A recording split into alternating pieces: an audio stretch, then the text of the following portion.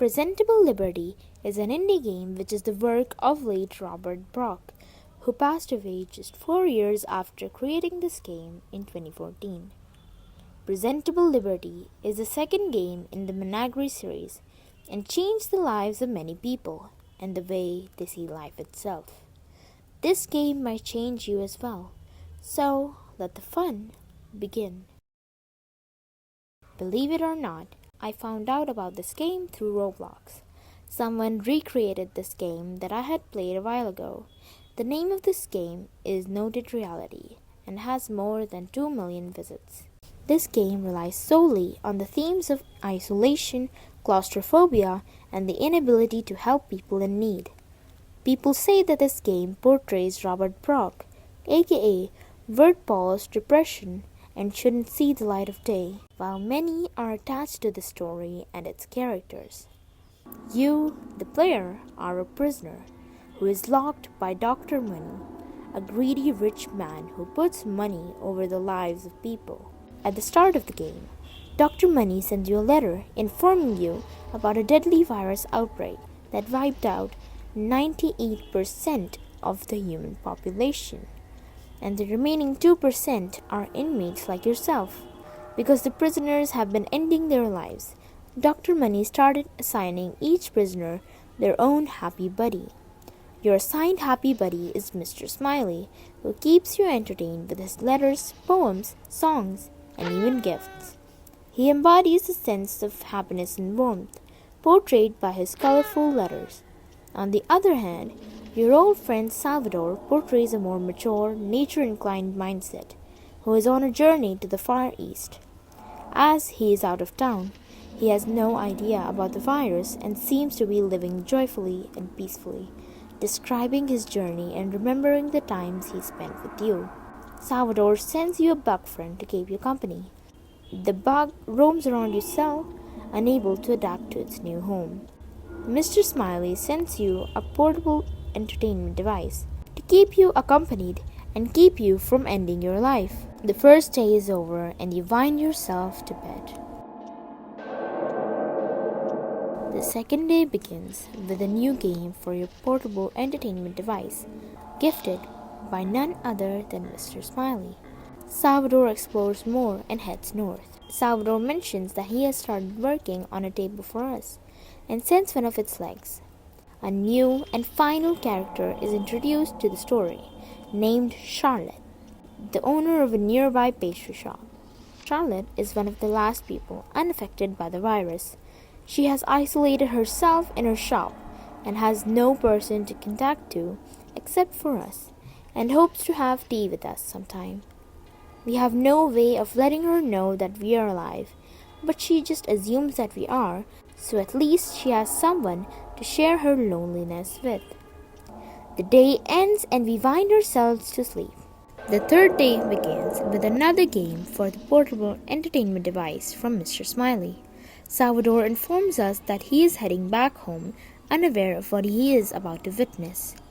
He also sends another one of the legs of the table with the letters. Charlotte finds an old poster in the back room of her pastry shop and sends it to us, hoping that we will like it.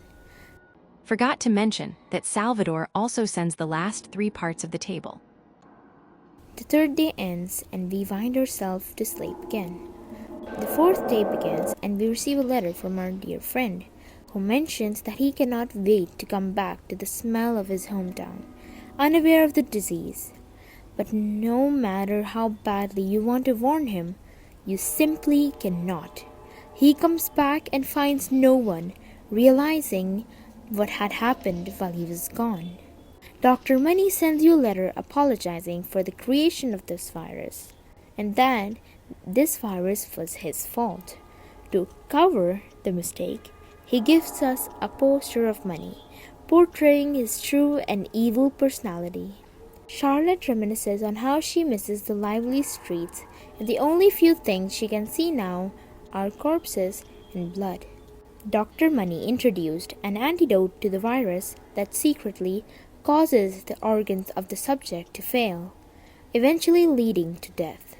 Dr. Money then used this opportunity to create a black market for organs, just showing how much of a monster he truly is. Charlotte lets out all her worries through music, and let her gramophone give her emotions a voice. I let you listen to this beautiful melody yourself.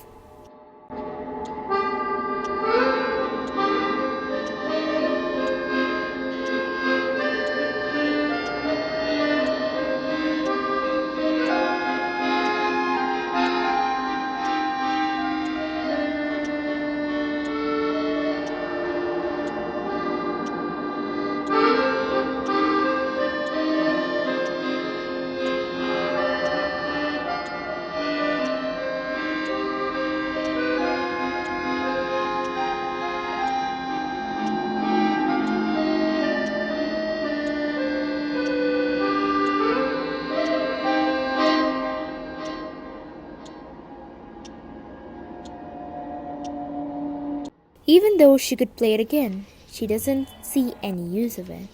She tells us to come to her by tomorrow because she just couldn't wait any longer. Salvador heard the melody and even tried to get to it, but he just wasn't fast enough. He promises us that he will try to free us tomorrow, and just imagining the fact that he might be writing to a dead man terrifies him. Nonetheless, he wishes us good night and the day ends.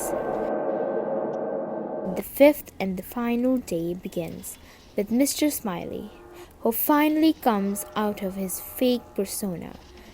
He tells us that Dr. Money had kidnapped his daughters and he realized that they had died 2 days ago. But Mr. Smiley sells all his other organs to buy you one last game to encourage you to keep living, as you may not know how long you might live. Charlotte asks us if we are even coming and if all those interactions was for the dead person. She couldn't wait any longer, and in her last letter, she said, "I'm sorry," splashed with blood. Our final friend, Sal, tries to free us but couldn't find a way in. So he tries destroying the generator of the building, which he succeeds in, but costs him his life. The door to the cell is now open. We are given 2 clear choices: either leave or stay. Dr. Money tries to convince us to stay, but if we leave our cell, we would walk down a hallway leading to a button of an elevator.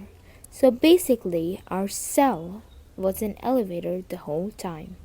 We finally leave the building, finding Charlotte's pastry shop. Charlotte leaves us a final pastry and a final goodbye letter. And the game ends.